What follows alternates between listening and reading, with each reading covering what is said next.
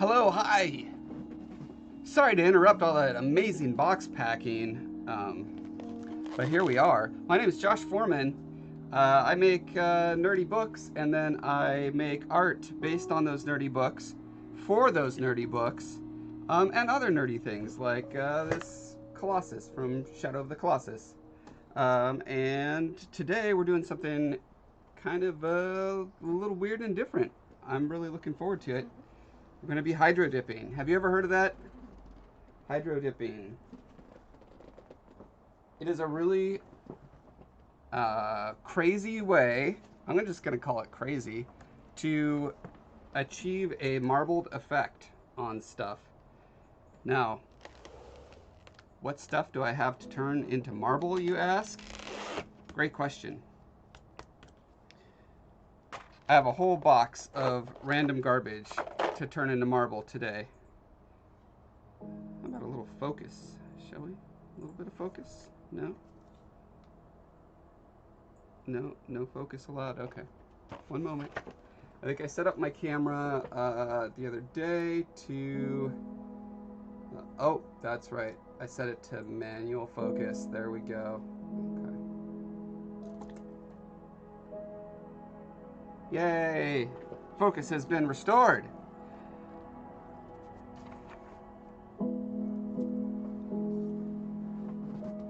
Used it on motorcycle parts. Nice.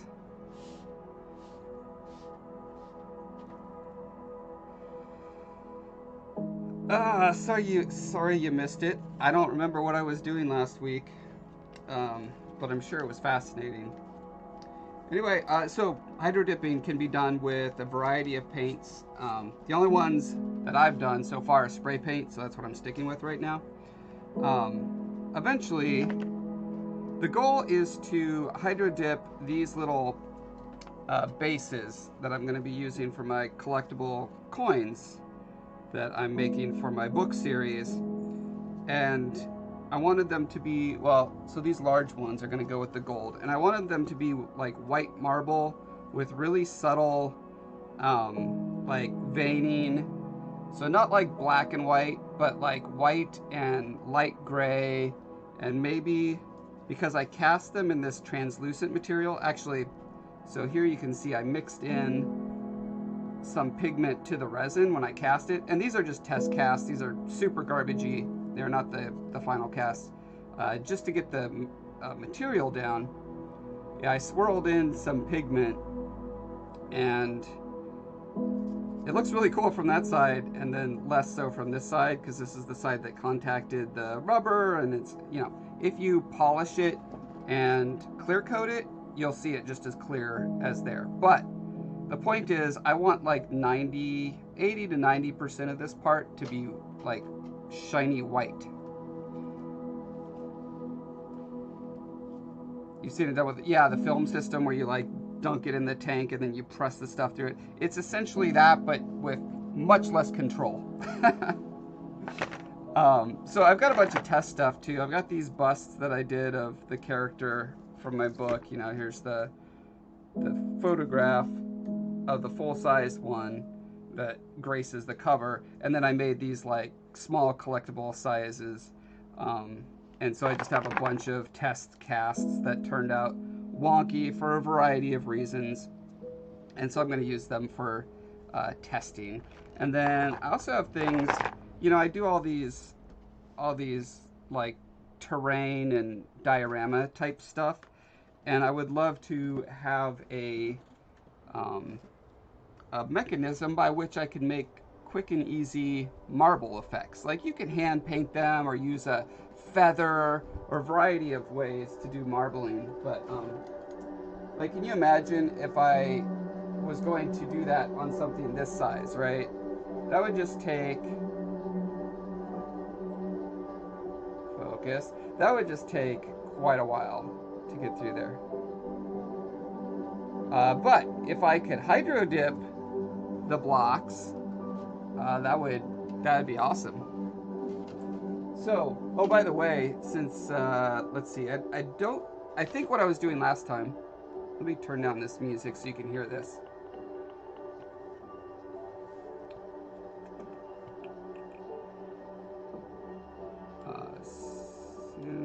I can find. My normal speakers, I had them mounted above me and they literally fell almost onto my head yesterday. Um, I was only saved by some wires and stuff. See this fancy mounting apparatus that I built up here. But because there's so many like random wires and garbage, it caught it. It's like a big sound bar that went across the whole thing. But yeah, it doesn't work. So now I'm using this little garbagey speaker for my music now, and I hate it. But that's okay. I'm about to move. I'm moving in a couple weeks. So at that point, I'll get a new sound system. Anyway, the point is, for those of you who've been following along on the build on this guy, I thought you would like to see the completion of it. So one thing I was working on was figuring out how to get the dice to take longer to roll down it. And so what I did was I ended up tearing into the back of it and cutting out these little windows so that I could add these little like pachinko style little pachinko things, rods, sticks, poles, whatever they are. Anyway, so now when the dice roll down, you've got lots of fun stuff to bounce off of. I'm gonna put this right here real quick. Nope, just kidding. I'm gonna drop it 20 times. Then I'm gonna put it here. Okay, ready?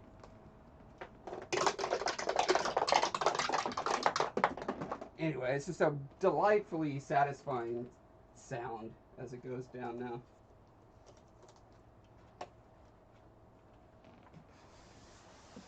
And the good thing is that having the removable backs means that I don't have to worry about the dice getting jammed in there, which was my primary concern before. But now if one gets stuck, you know, I just pop the back off and redo it.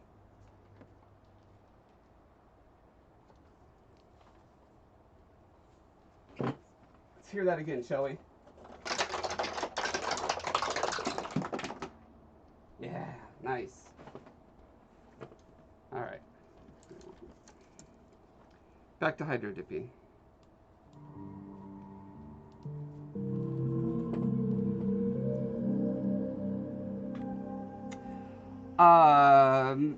Micknikim 007. It's a long story, but I don't mind recapping real quick.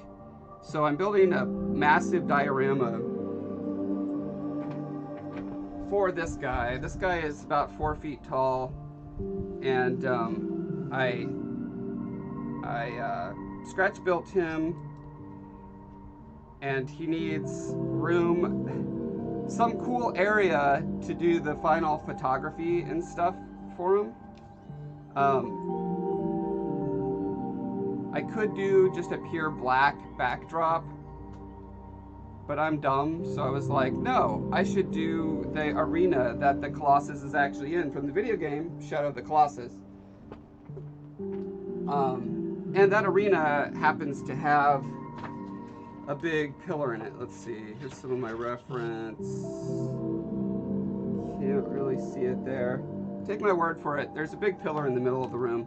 And since I was making a giant pillar, I was like, you know what? That would make an epically amazing dice tower. So, and since I try to get stuff out on my YouTube channel at least once a month, I was like, you know, that would make a cool YouTube video build. So, yeah, the build of the base is out on the Josh Foreman YouTube channel right now, and then the tower part is going to be out on the 1st. These are also some walls that I'm doing for the other parts of the arena. Okay, hydro dip-tastic. You got a new airbrush compressor. Oh, nice. Tricycle to a Harley Davidson. Yeah, a little bit. I mean, is it tankless? Or, you know, the tankless ones tend to be noisy. I've got a pretty silent one that I got for when I was doing airbrushing. Well, trying to do airbrushing for a living. I got it back in the early 90s and it still works. It's a June Air. It's super nice.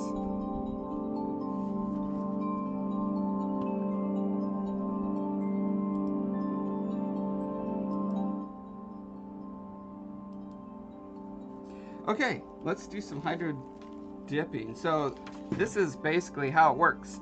Is you have a container of water. Hopefully it's a container you don't care about. This one was like for cold cuts or something, and it's meant to be disposable, but I always try to reuse everything as much as possible. So you got this little guy, you spray your paint onto it, and then you dip your thing into it, and the paint sticks to the surface and like wraps around it in a really cool way. So that's what we're going to be doing.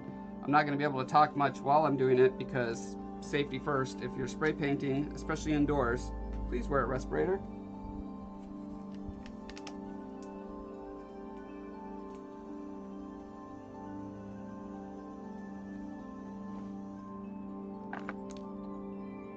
Let's see, test pieces first.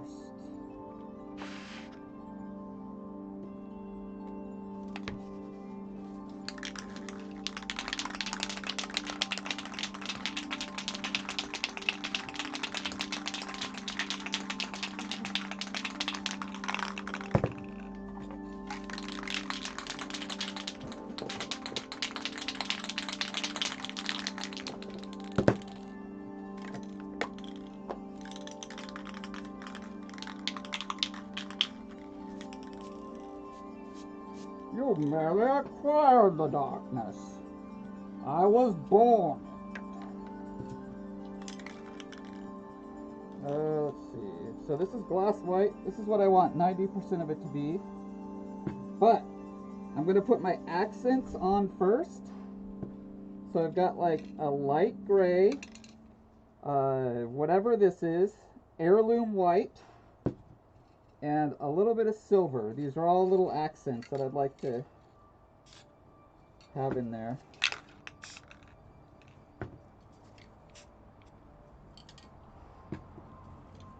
But then mostly white. Okay.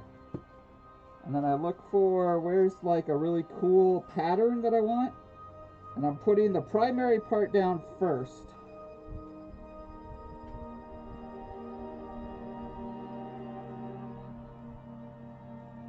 Oh, and then I forgot, need some sort of a stirry McDeely to get the paint off of the surface.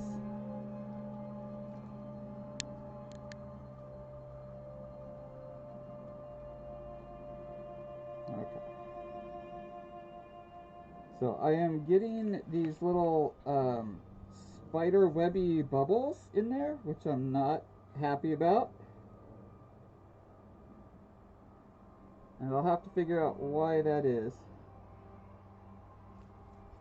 So I was getting these bubbles previously because I was using a, well, I'm pretty sure it was because I was using a primer instead of a paint slash primer.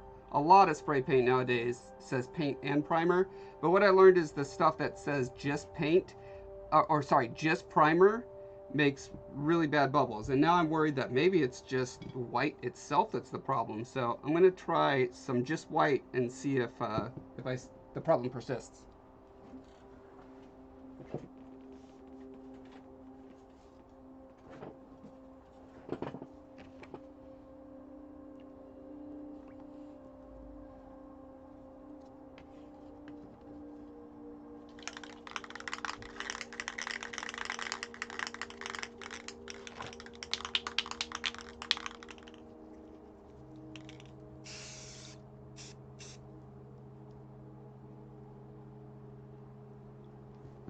Okay, well,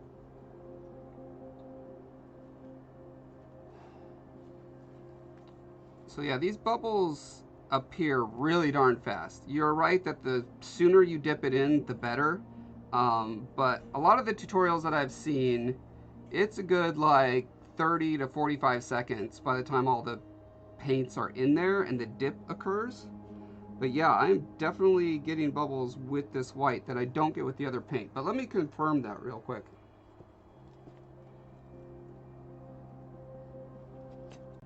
These bubbles are the bane of my existence.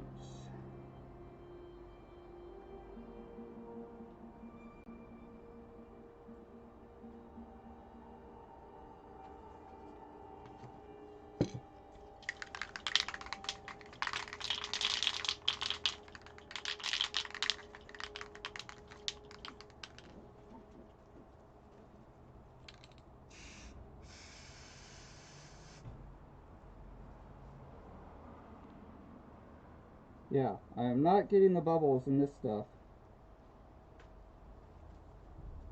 Dang nabbit.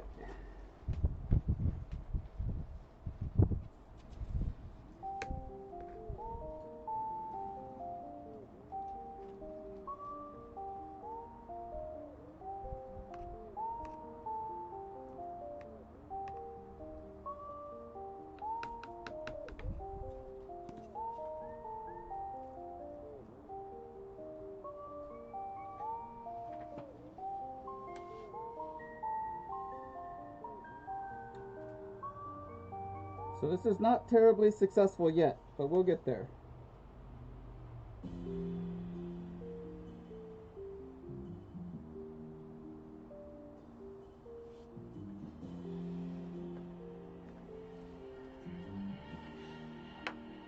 Let's do another clear one.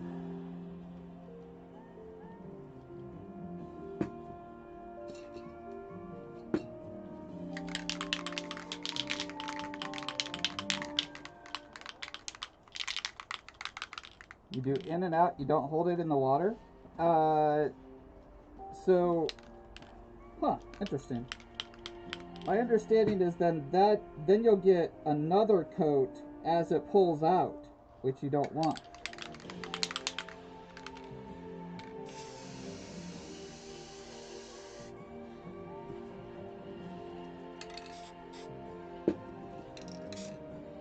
Whoa, that's interesting.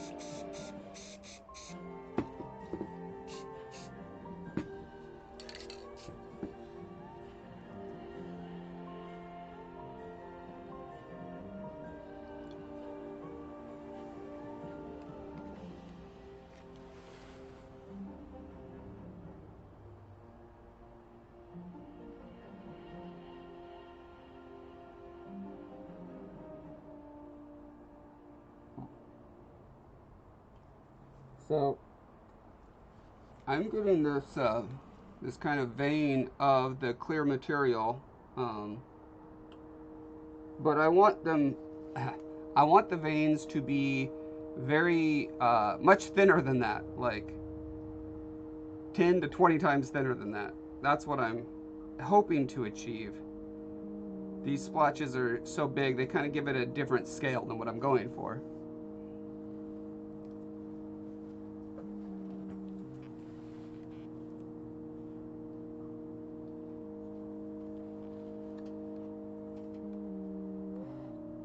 Yeah, if I had, well, that's why I'm using all of these, is because they're pretty identical and they give me a pretty good sense, but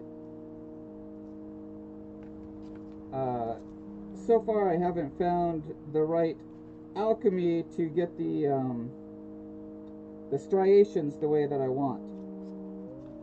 And it mostly comes down to this stuff making bubbles, which is really annoying.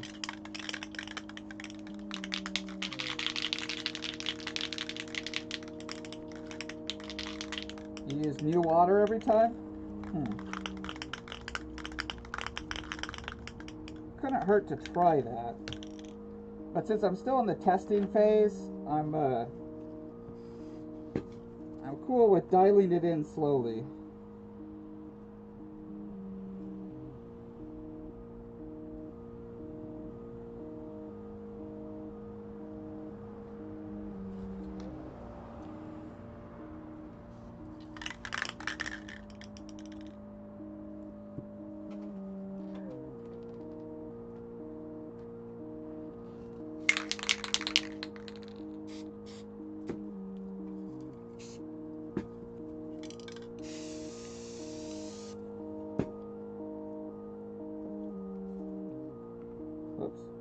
I lost it.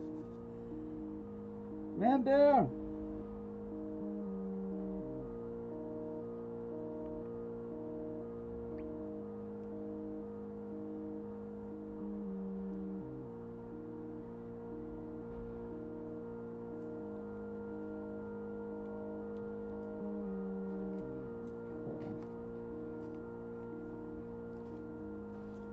Well, that is getting nicer little striations to it.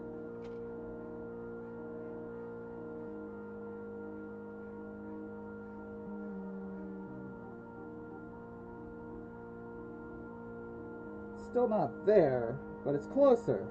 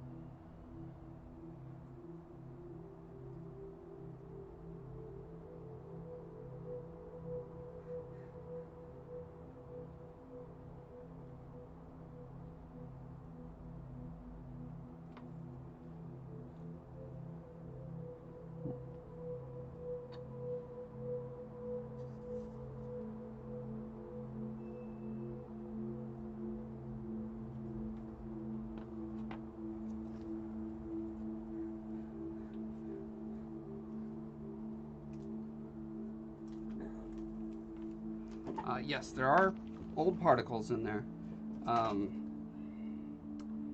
Does that cause a problem for trying to do stone where you're expecting a lot of, you know, kind of noise and stuff in the system? Like, it seems like what I'm trying to achieve, I mean, it could be a problem of not having fresh water every time. Absolutely could be. I feel like it's more to do with the particular paint that I'm using, since I get much better results with this stuff than I'm getting with this stuff.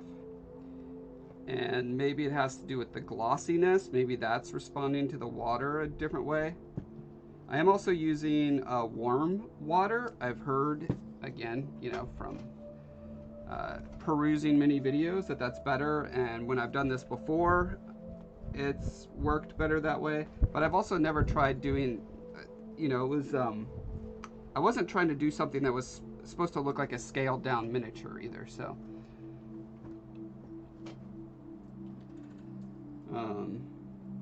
So I'll tell you what, let me grab a fresh water and see if that makes a difference. Why not?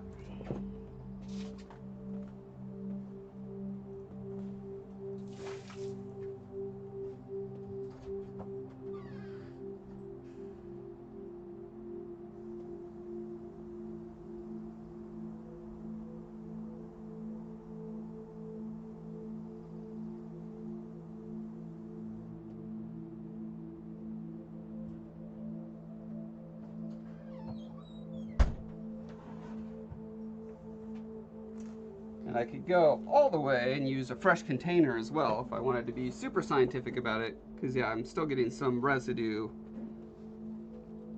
in there. So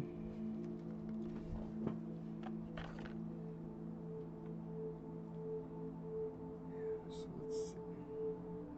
I'm gonna go ahead and keep trying with this white.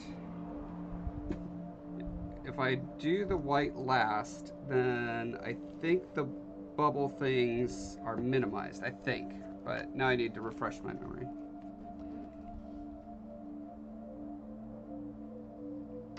use marble spray on it. I hate that marble spray. I think it looks so fake. Granted, I haven't made mine look super real yet, but we persevere.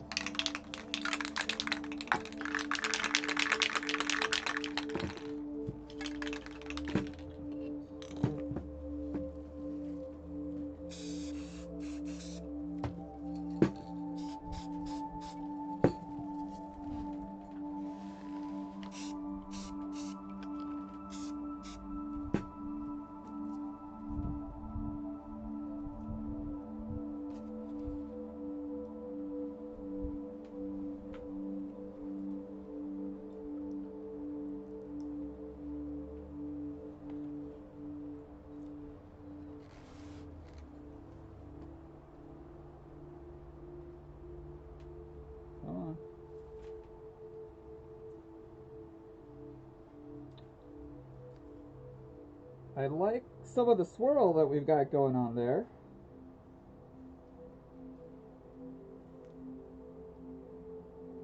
The paint droplets make it kind of hard to see, but I think this is promising.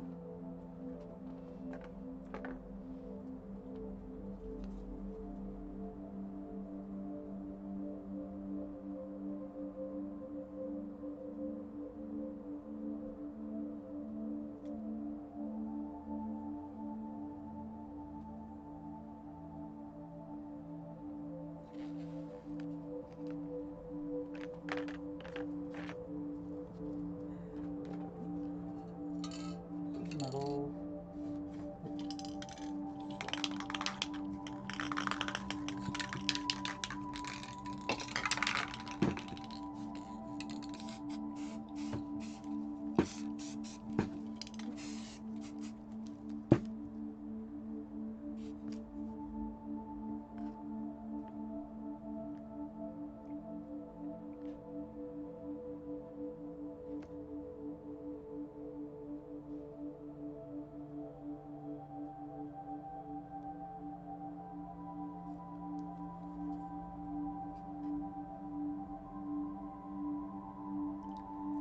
I think I'll try the dip in and out quickly method next time.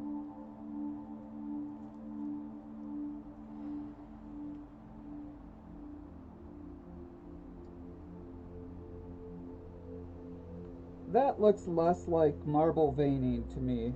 Less like marble veining and more like an ice cream swirl or something.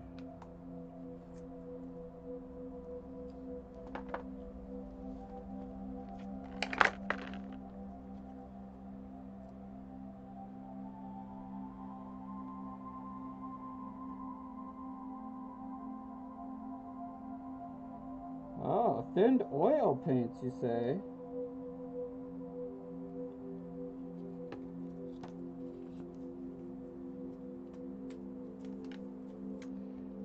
I'm happy to give that a try. I haven't seen anyone on YouTube do that. I was looking for other paint methods. There's like a kid's set of, dipping paint, but I couldn't tell what the actual paint was, and all the colors were just, like bright garish colors, not what I'm trying to achieve. So, look at the marbling that I got in here, though, on just from mixing the pigment into the resin. I think this was like when it was kind of half set. I really like that. I wish I could get that in a more controlled way. Obviously, none of these are getting me like the fine control that I would like. Okay, oil paints. I've got right up here. Right? Where are my oil paints?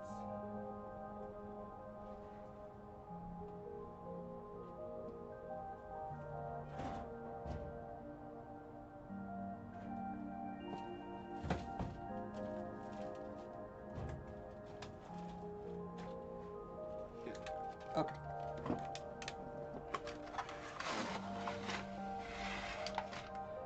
So I'm guessing if I was gonna thin these oil paints, I would thin them with just looks like paint thinner, I'm guessing. Let's find out.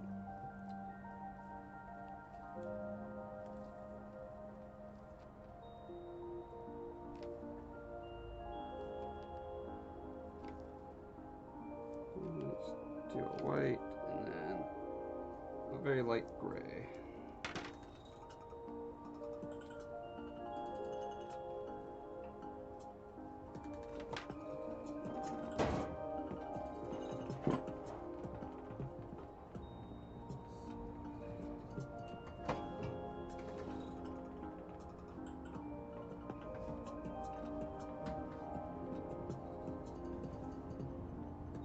Where did I hide my paint thinner from myself?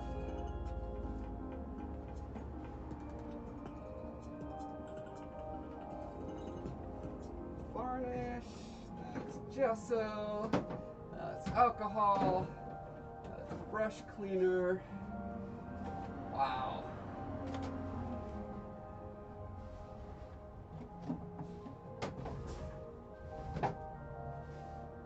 There. I'm really good at hiding things from myself. Okay, I'm gonna try this odorless. Alcohol inks, yeah, I can see that.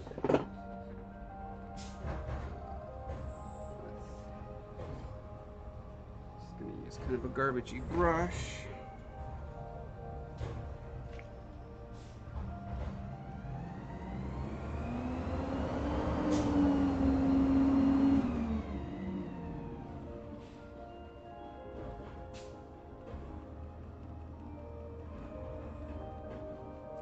I wonder how thinned this would need to be. Like, does it need to come out of a dropper? Is that what we'd be going for?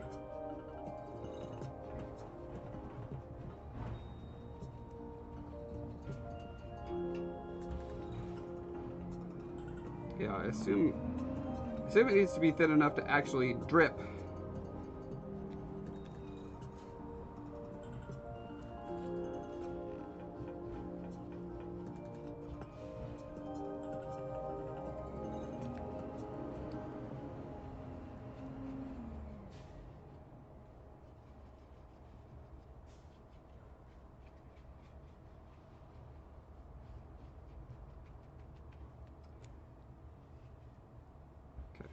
That looks drippable. I'm gonna make some gray.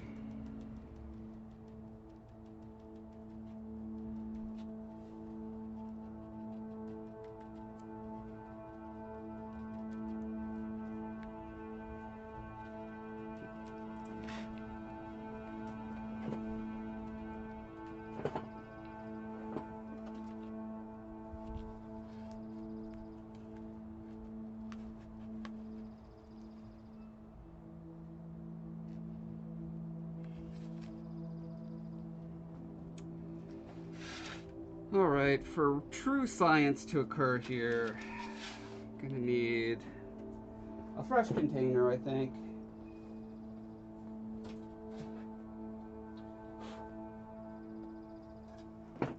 One sec while I get fresh water.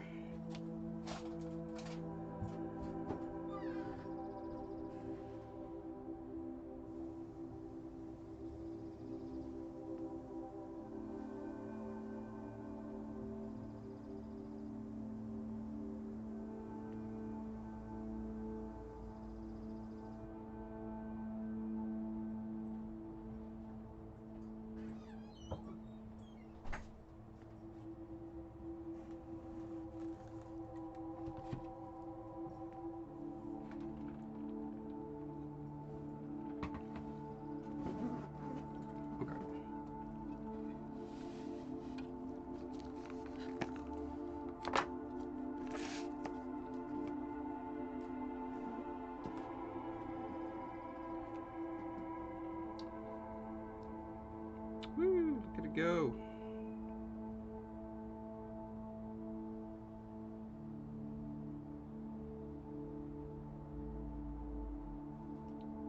Okay, and then give it a little stirry. Huh. You know what? This is looking kind of like oil and water, I gotta say. Shocking. That's what it's reminding me of. Who would have thought that if you put oil paints on water, it would mix like oil and water? This is a really interesting pattern, but I'm not seeing anything that looks like natural marbling. Maybe if I would have got to it sooner. But let's just go ahead and give it a try. Yeah, so the more it gets broken up, the more it starts to achieve that. I wonder, just for craziness sake, dip it a bunch of times. I don't think that's going to work because the first time you dip it, it's going to get a layer of water under it, but who knows? By the time it's done, sort of like, because I assume the layers of oil are so thin that the water has a way to evaporate out from between the layers. Does that even make sense? I don't know. Don't know, but that's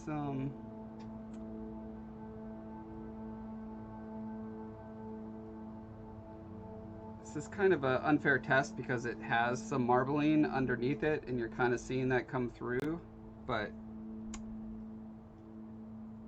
I'm going to put this over here. Let's see if I can find it.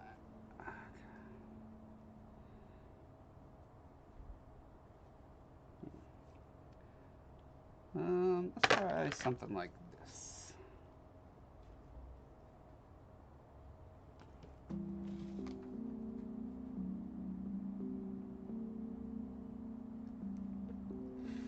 Okay, and we'll try this a lot quicker this time. Huh. So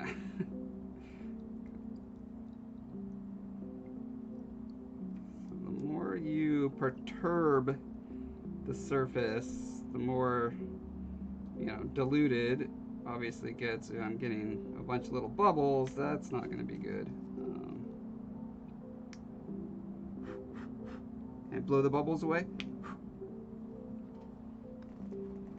Could be too much thinner, yeah.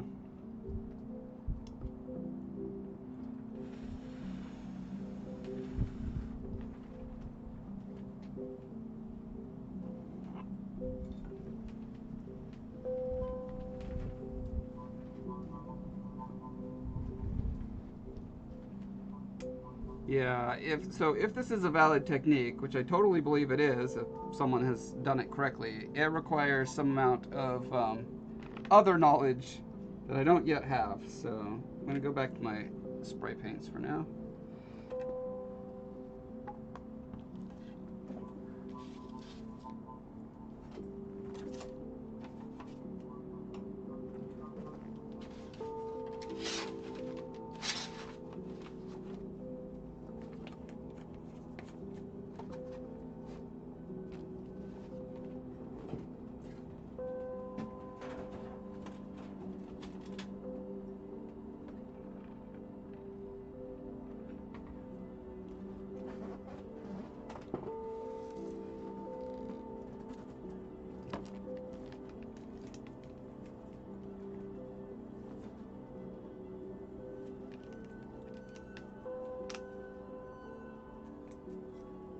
Cool, Chewy Boots. Yeah, get back to me. I'd love to hear about that.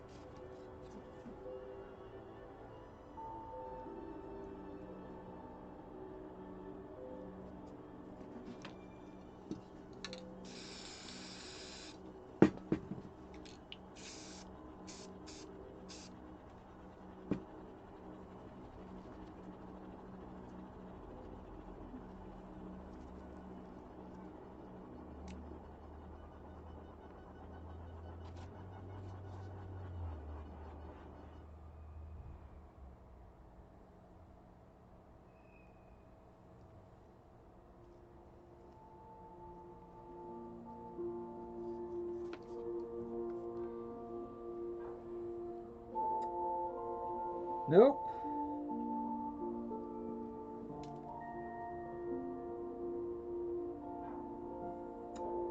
That's a big fat no for me, sir.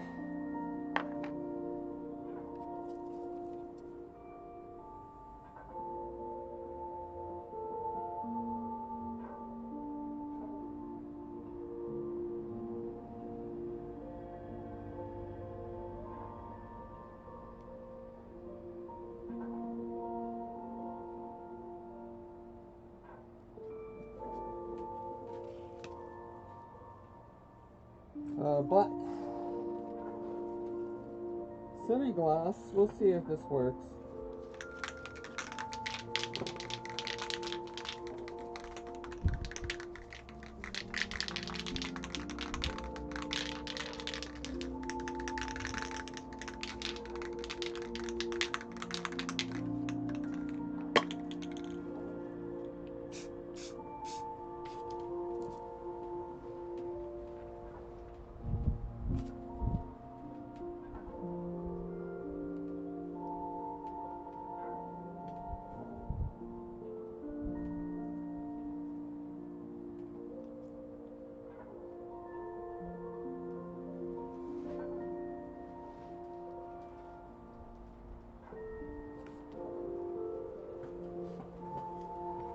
Yeah, I honestly don't know if multi-dipping is a valid thing. I've never seen anyone do it, and there's probably a reason for it. But that's what testing is for.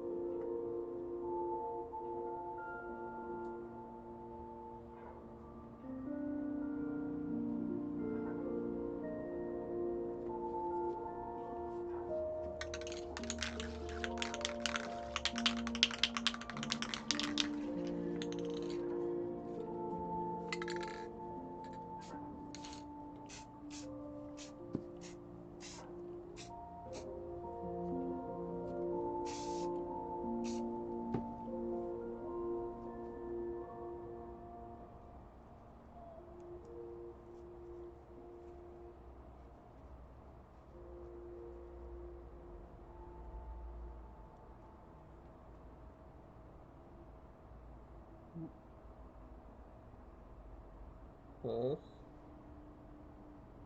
Oh, really?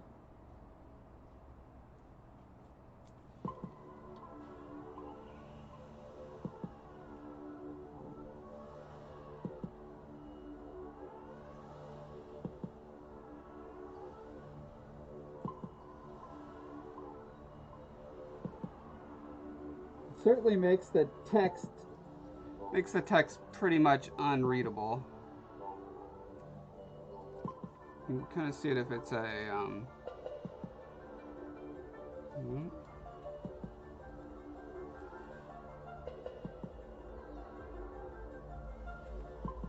yeah, so it's much easier to read when it's a single color. I don't know if being black is the problem, or the fact that there's just enough sort of little noise in there.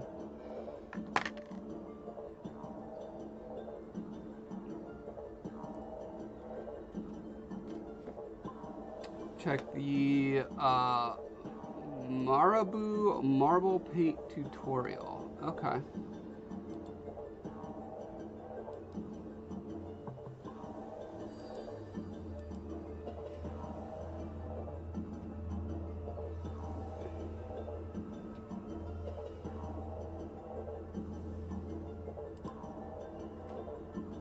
By let's see, by Glitter Tube. Is that who?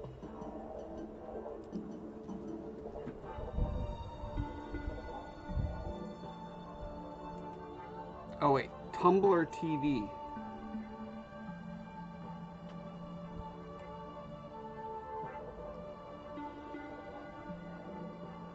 Okay, I'll check that out.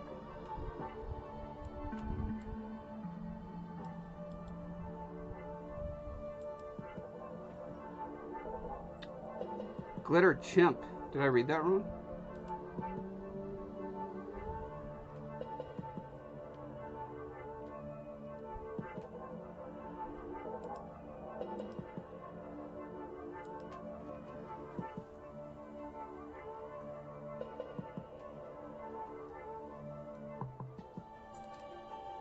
People come up to me on the street and they're like, Hey, stop it. Wow, weird that there's a glitter chimp and a glitter tube, both talking about hydro dipping, but whatevs. Okay.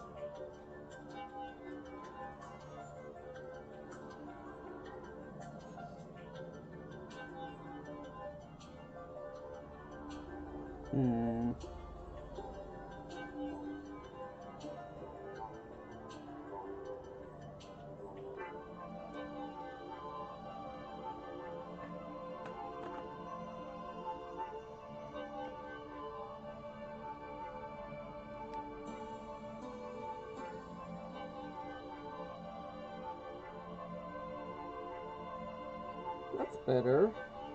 A bit better.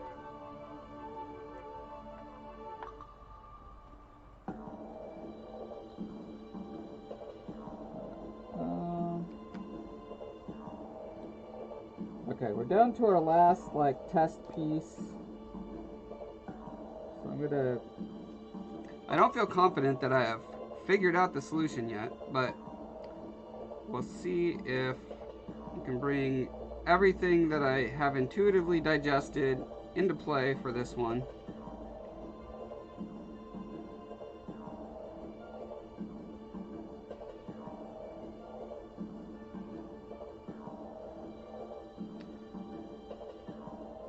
Borax in my water. What is borax? I've heard of that word. Is that a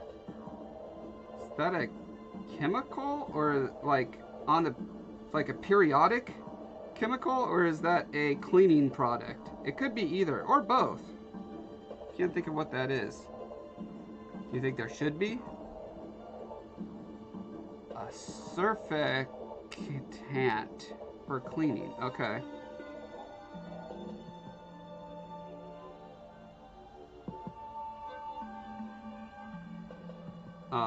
Is that something that you've seen used? Because I have not seen that used, but that's an interesting thought.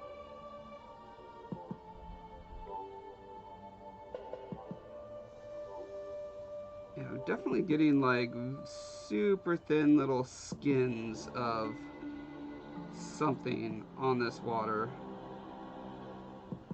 And I guess the only way to mostly get rid of that would be fresh water, or really a fresh container, but I don't want to get yet another container out.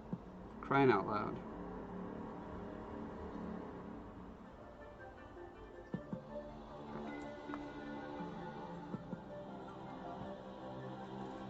Guitar building forum threads on it. Okay. Or jet dry or dish soap. I do use dish soap for my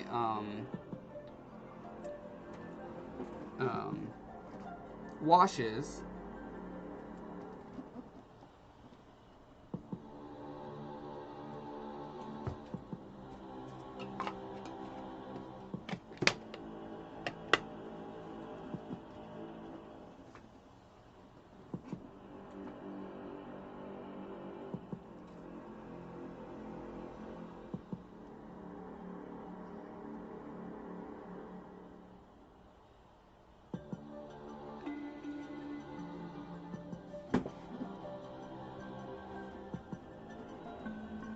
surface with an index card. Do I have an index card?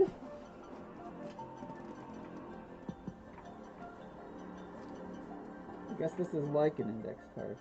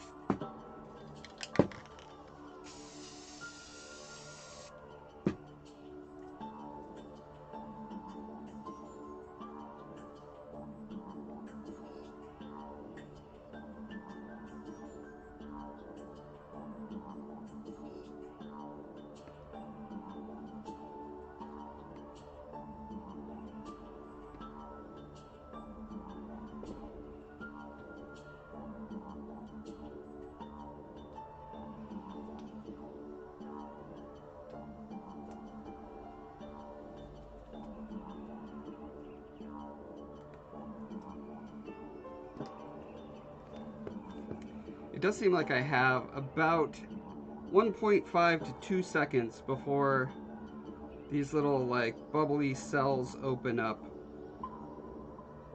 in the white paint, but I think I just need to find a different white paint that doesn't do that, because none of the other paints do it.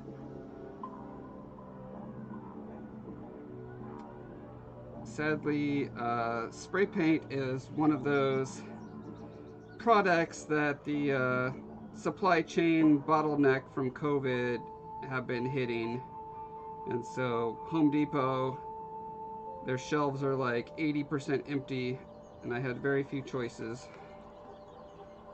Okay, but now look how beautiful that is on that side. So this is definitely what I was trying to achieve as far as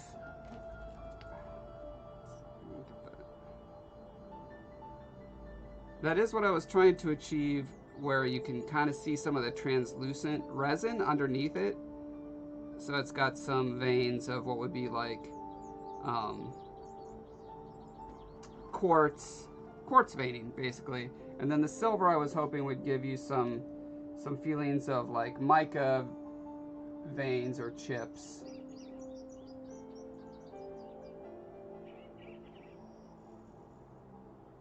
But yeah, we'll have to see how this looks after the water is dry. Oh, I do have this other one. I should do this one too.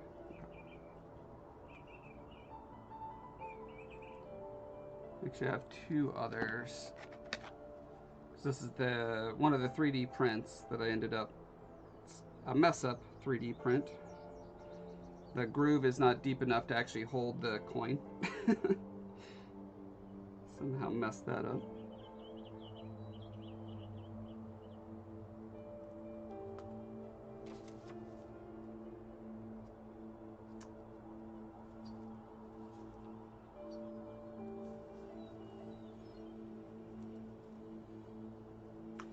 Yeah, I could see why using a fresh thing of water every time would be really nice.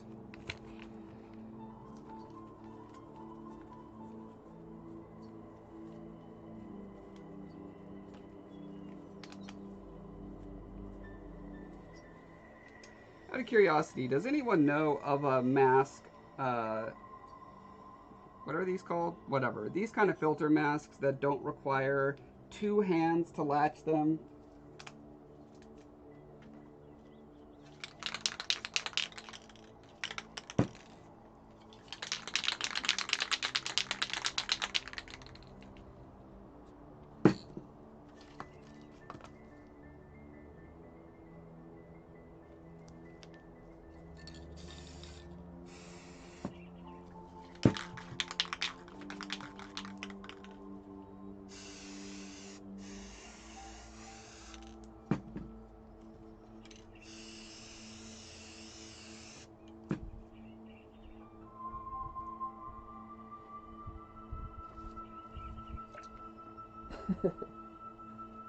See what that.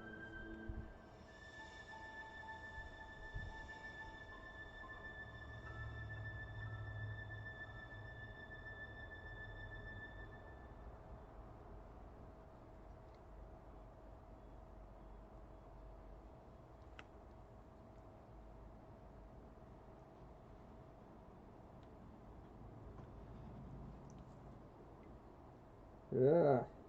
No. All bubbles all the time.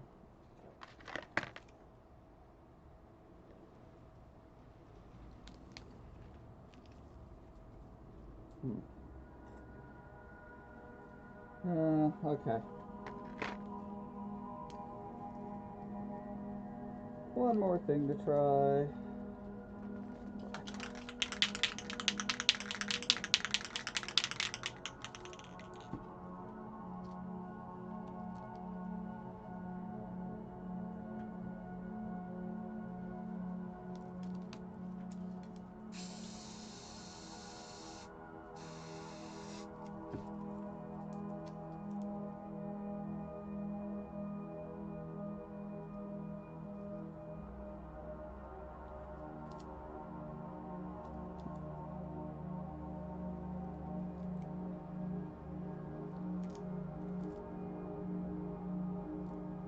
Okay, yeah, so you do get little bubbles when you double dip. Right, because I didn't like that white splotch on the corner there, so I tried to double dip it away, and I think there's going to be weird little crusty bubbles with water that I'll have to pop to let the water out. That's my guess. We'll see.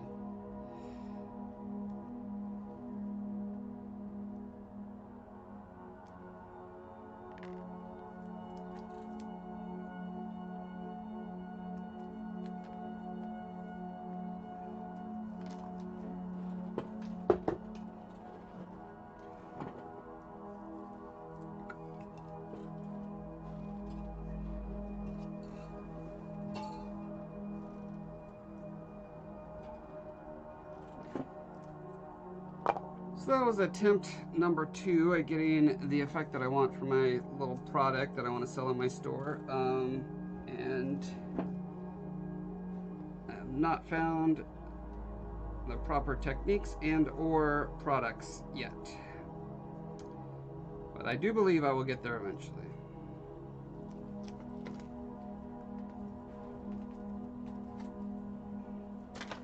Yeah, I know, I gotta believe, as Parappa the Rapper once said.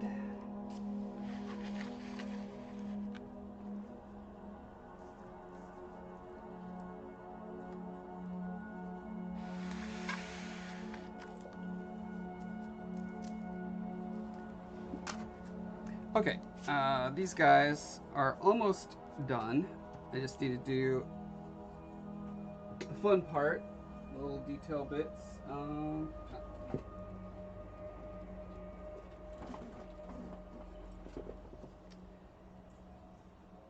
That reminds me, I need to. Oh, you know what I could do?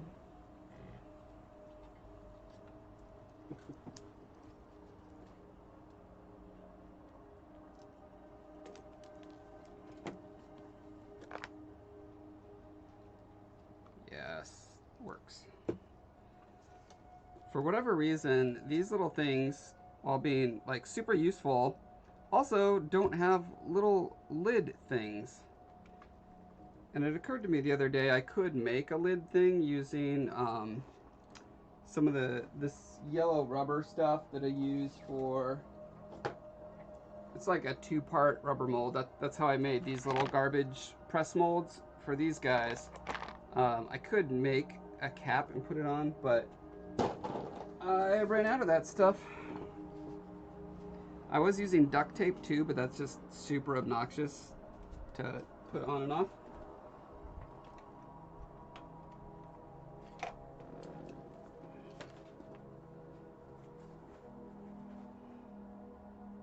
Water between oil layers causes problems. Yes. Yes, it do.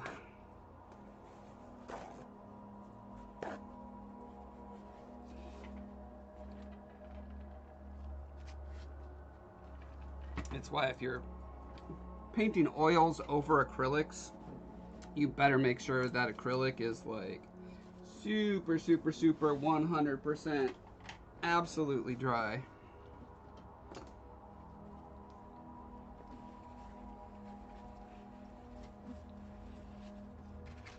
Blue tack. Oh, there you go.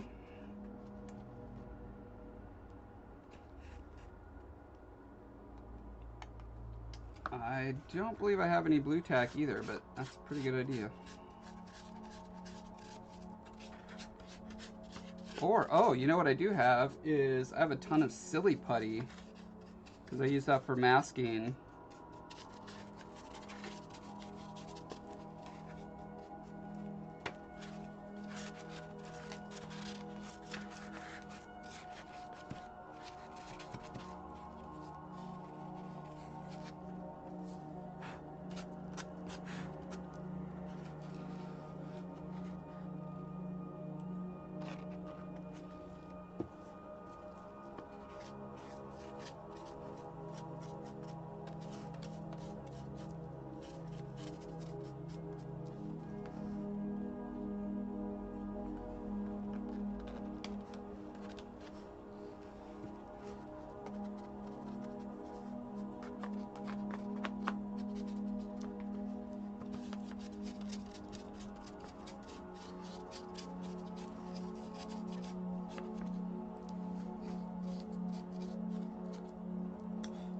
Yeah, caulking is the worst.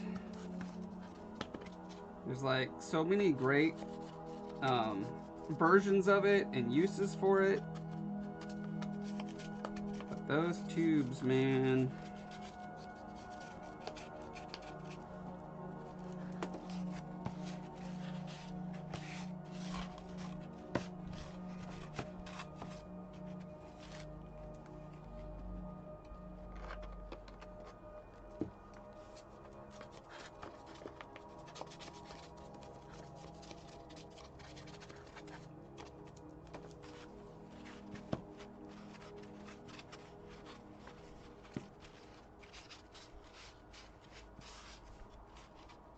One of the things that I really love when it accidentally happens are these little stains that leave one part of the block really light and the other really dark.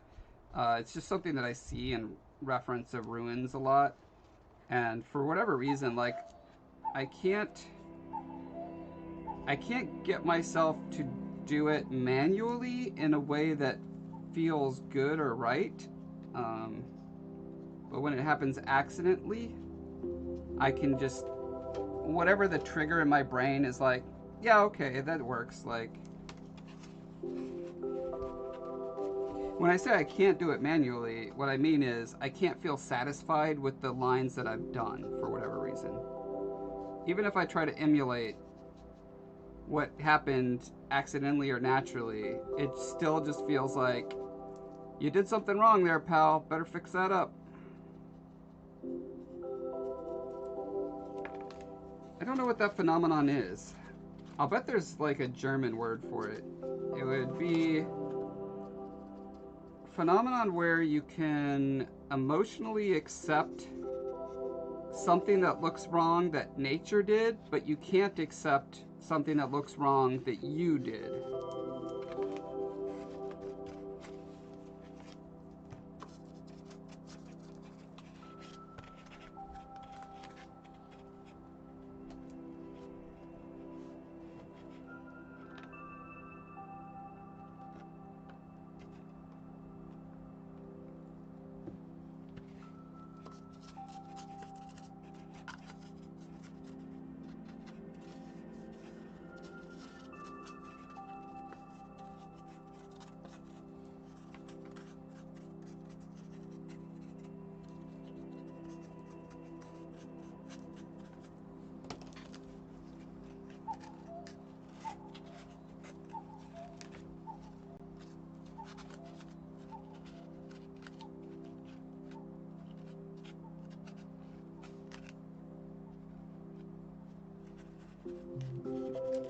This song is making me sad that I don't live in a place with cuckoo birds.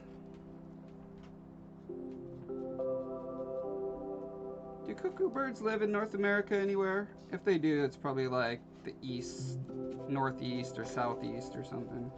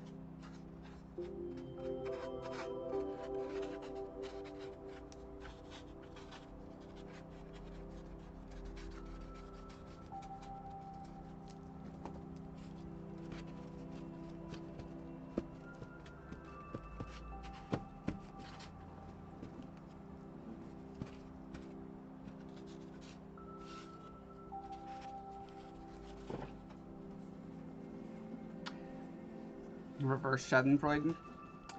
Maybe. I recently learned that the term Schadenfreude, or word, I guess, means taking pleasure in anyone's pain. I always assumed it meant taking pleasure in the pain of someone who is, you know, a bad person or someone who did you wrong specifically, but apparently it's more broad than that. Just means the phenomenon of finding it funny when any random person gets hurt in some way. It seems like a much less cool phenomenon.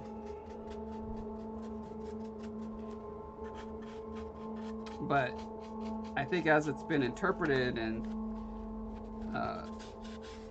American popular culture, it's almost, I've only heard it used exclusively as taking pleasure in the pain of an enemy or someone who has done you wrong or that really deserves it.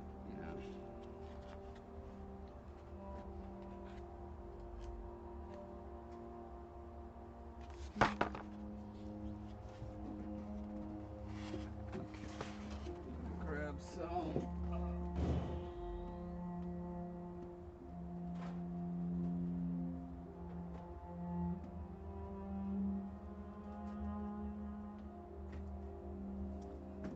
I think so. This acrylic has a little bit more of a sheen to it, and I want to do some shiny things.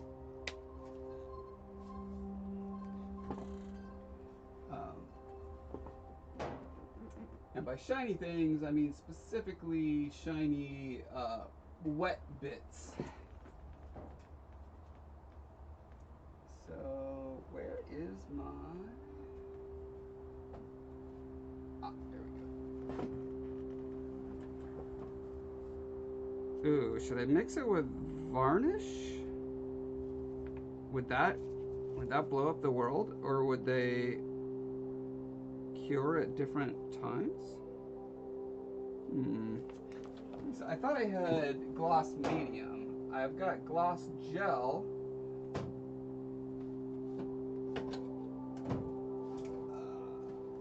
Airbrush medium, Flow Aid. Hey, I found some Flow Aid. Matte medium, matte gel. Huh.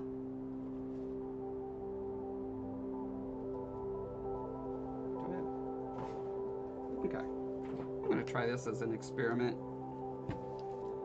Just because I can. Worst case scenario, I have to strip it off, but since these are ruins, I have no problem stripping them down and redoing as needed.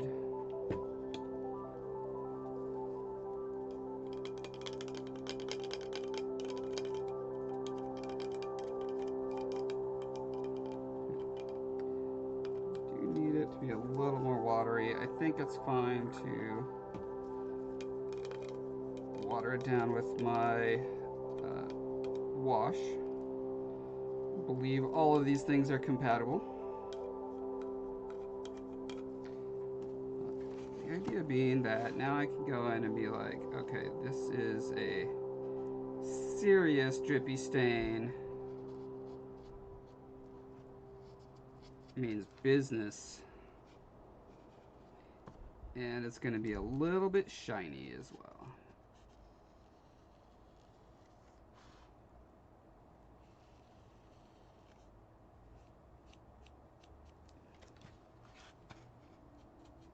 Looking for places where you imagine the water would kind of be shunted, you know, down this crack, for instance.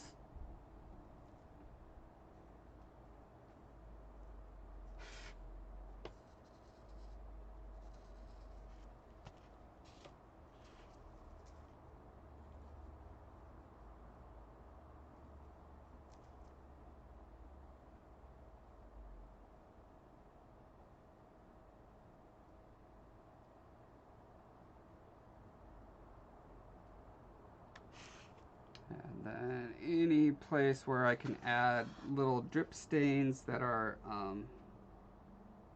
more to scale and are less the size of paint, like actual drop drips, the more it reinforces the scale that I'm trying to get across here.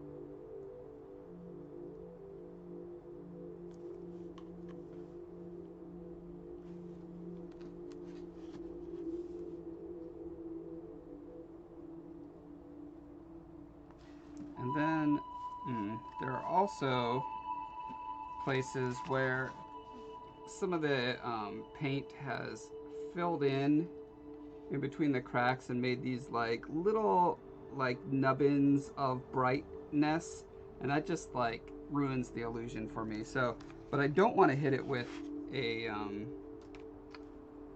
shiny paint, because that's going to then make those highlights really pop out at certain angles. So I have a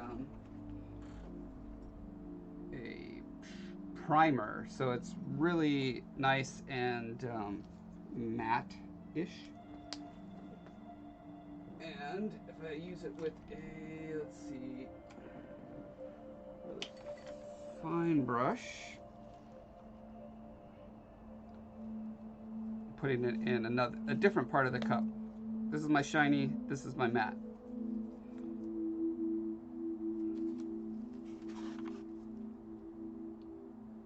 I could go in with X-Acto knife and kind of like cut these out a little bit. Depending on how severe they are, I will sometimes do that. But then it requires a little more paint and patch afterwards.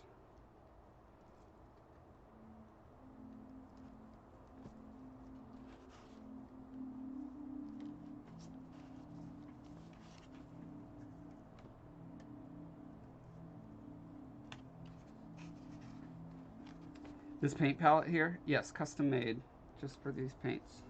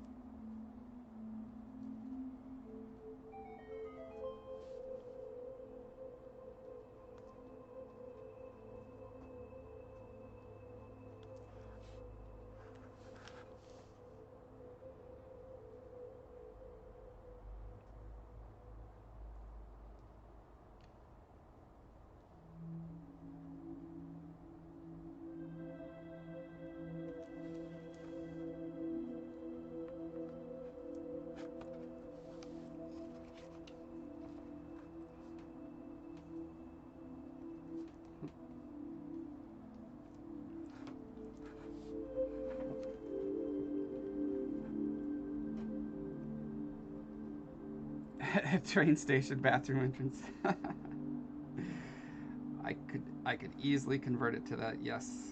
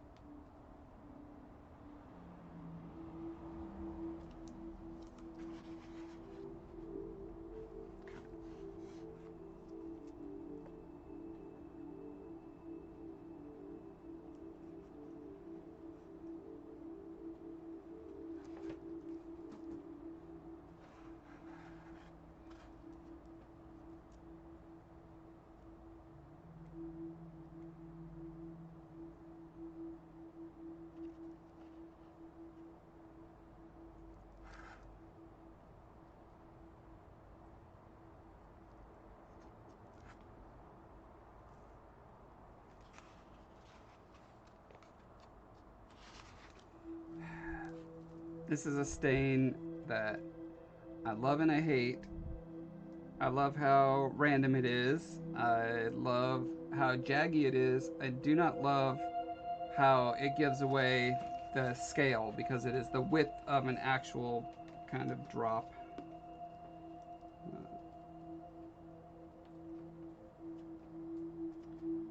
And I guess,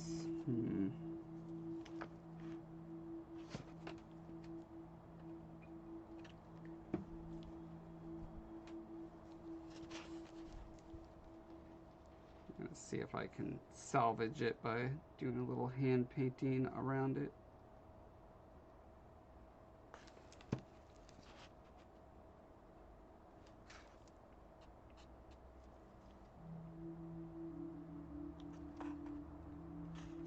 Yeah, that feels better to me. All better.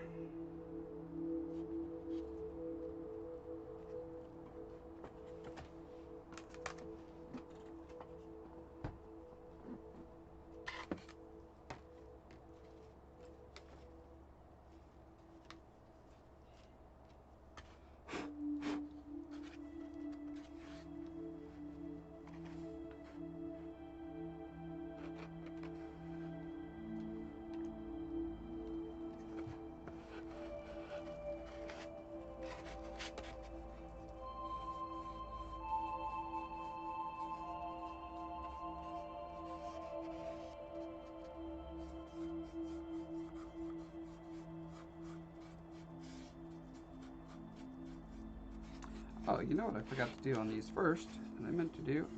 I'll do this on the next wall right now, so that by the time it's dry, or by the time I get to the wash, it should be dry enough. I wanted to pick out some of these blocks and give them a little bit of glossy varnish.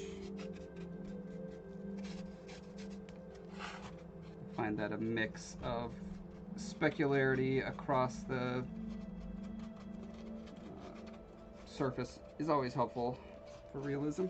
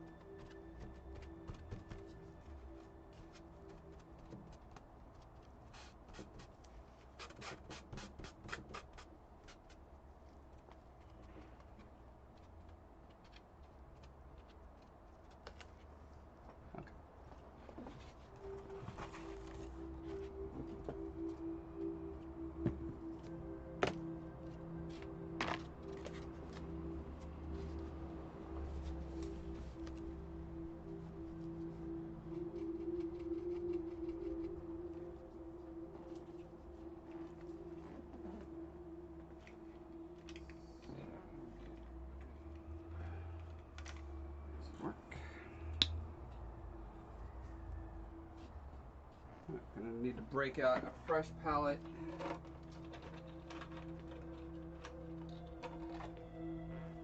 Here it is, my fresh palette.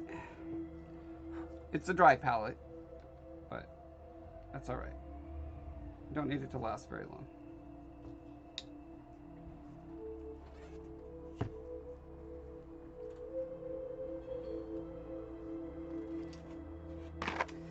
Yeah, because I came up in video game art. Specular is a term of art that is used in video game art all the time. It's getting outdated now that we have PBR,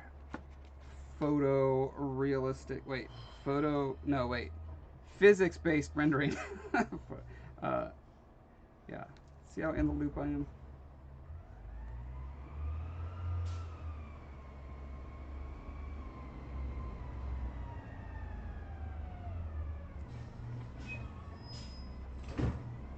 Now, ideally, my little drips would not be dripping into the cracks here.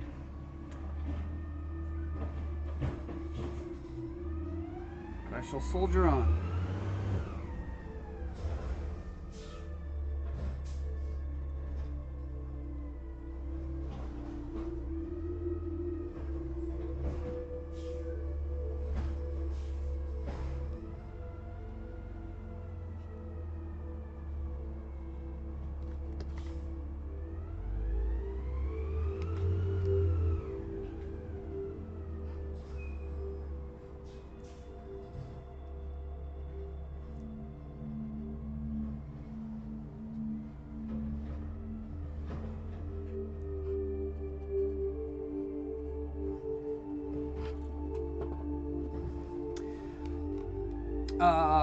Viamana. I made it out of this stuff. This is called XPS foam. Not to be confused with EXP foam. That's what you get for killing monsters. You get EXP foam. It's an insulation that's used in buildings, but it is very light. It carves really well, and when you crack it apart, you can get really fantastic rock-looking effects. Like, see that mountain back there? That is all made out of XPS foam, as is this tower right here. Yeah, I love it. It's one of my favorite mediums now.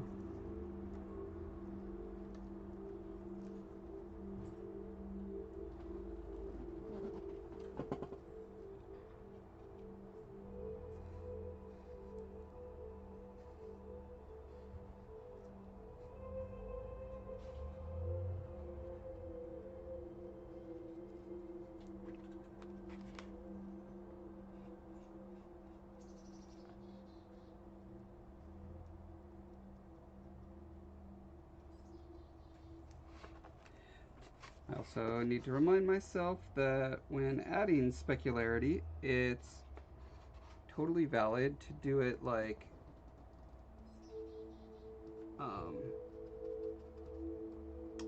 what is the word I'm looking for? I want to say inconsistently, but that makes it sound like I'm being irresponsible. To have it not 100% flat across the entire surface of a block, to have it like a big blotch of it here and there, because it all has to do with the mix, the chemical composition of the rock that makes that tile. And chemical composition of rocks is almost always like more of a swirl than a like fine mixture. And so you're going to have different attributes across the the surface of a single rock. Like you can have parts that have iron bits in it that make it turn red in places and not other places, and that's totally natural. Sporadic, that's not bad.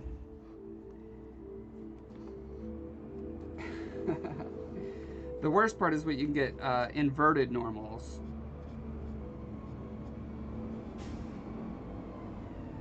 And then all your bumps all your the cracks between your bricks look like they're bumps. Wow, we just have all the garbage trucks coming by this morning. Thank you.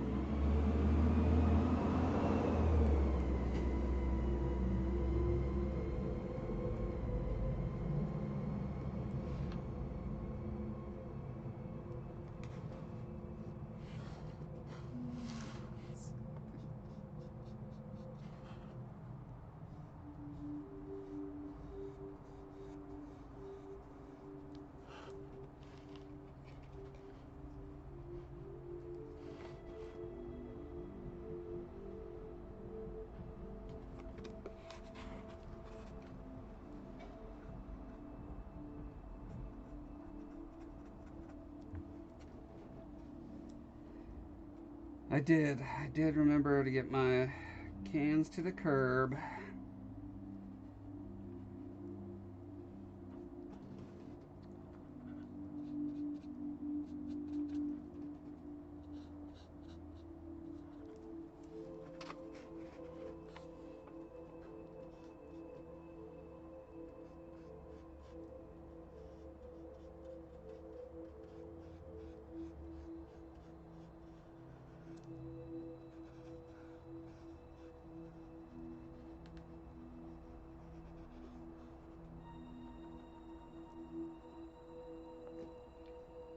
Although I have had that delightful experience of hearing and being annoyed by the garbage truck going by, and then like half an hour later realizing, oh wait, I forgot to put my trash out.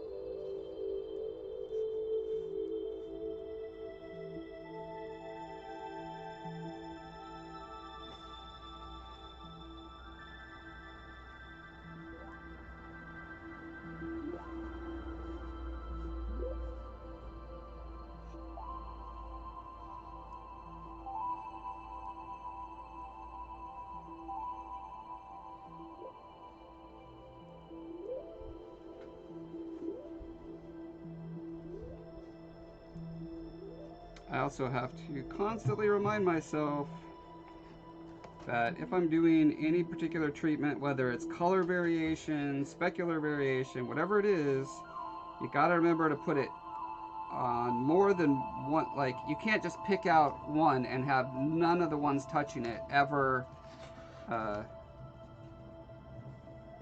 also touch it. Is that what I'm trying to say? I'm trying to say you need two in a row that have the same thing every once in a while, or else it starts looking artificially random instead of realistically random.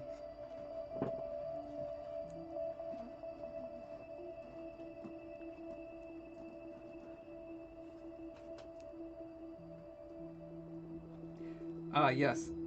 So it could be used as both. It could be part of my diorama, and it could also be used for terrain. It probably will be used for both. Like, the diorama part of it is just for a photo shoot for my Colossus, and the after that, because I'm building a room, it's literally like 6 feet by 8 feet by 6 feet tall, that I'm going to be shooting the photos and videos for my Colossus.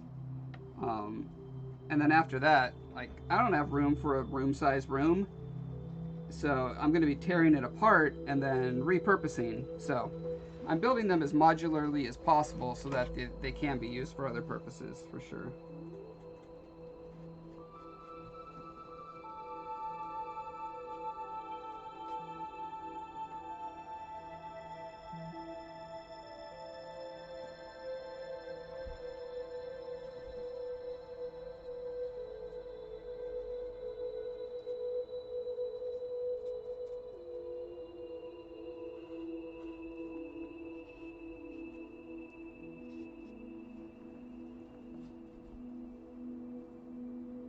Thank you.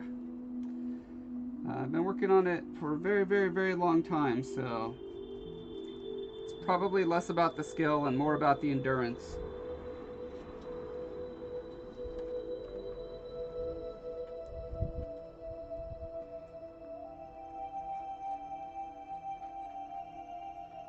But given that the Colossus, I spent 4.5 years finishing the Colossus sculpture, so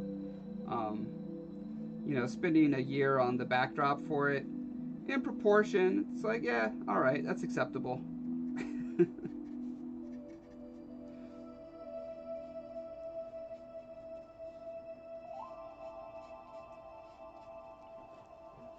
I actually have them out right now, just in case folks are wondering. That's the Colossus. Well, that's his head. When the head is on his body, he's about 4 feet tall, so it kind of demands a very large backdrop.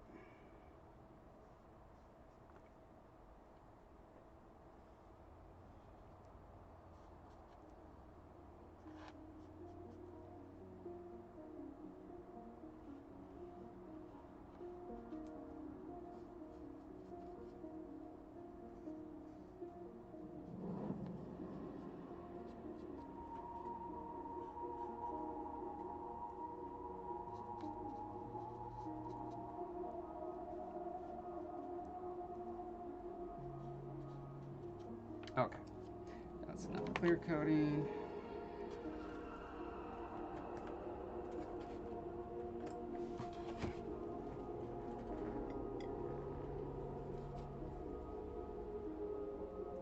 Wait, this is the, yeah, the middle is the shiny part.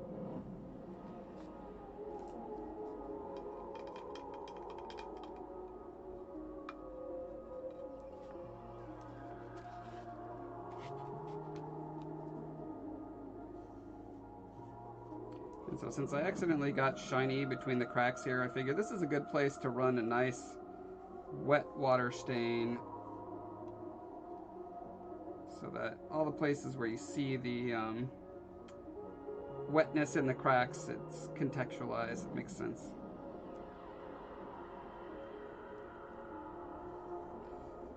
And actually, I'm kind of thinking like I may go ahead and just do this entire chunk here. Again, that's something from looking at a lot of reference. Ruins often have huge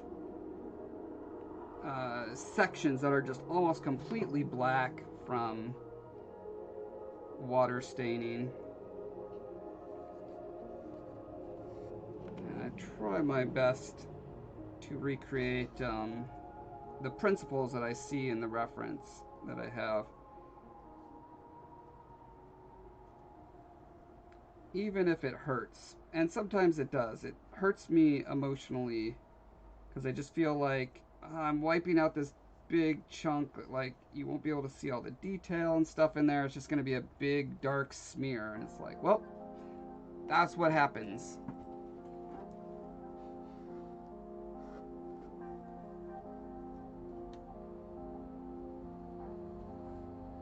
Oh, your daughter moved out? I have a son who moved out and another son who's almost 22 who still lives with us. But I don't want him to move out, so I'm cool with it.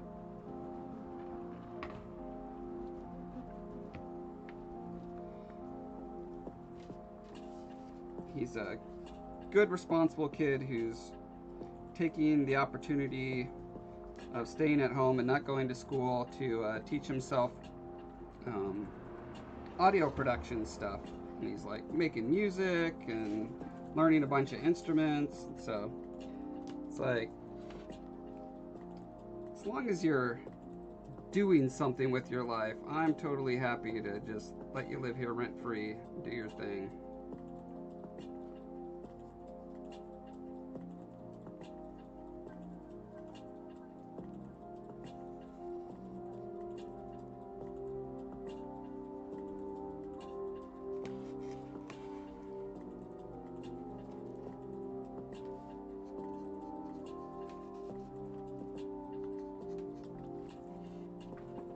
You got 5 kids? That's a lot. I have 4 siblings, so I'm familiar with the dynamics. But I stayed at 2.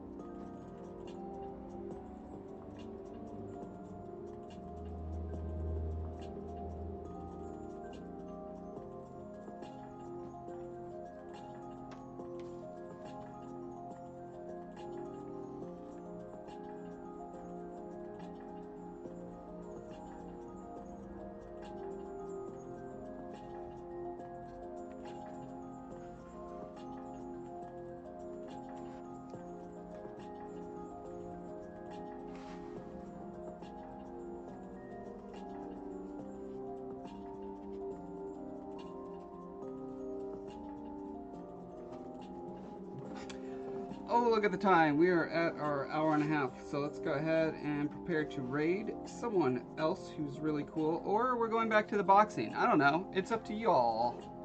Y'all. I will just paint this out. Thanks everyone for joining. All my socials are up there. If you're into fantasy adventure novels, please check mine out. They're on Amazon today. The Scarred King. Books 1 and 2 are out. They are full of illustrations and other art that I've done for them. One of the main characters is Skola here. He's awesome. A super cool character my co-author invented. And then I did all the art to make him come to life. And yeah, I'll see you guys next week.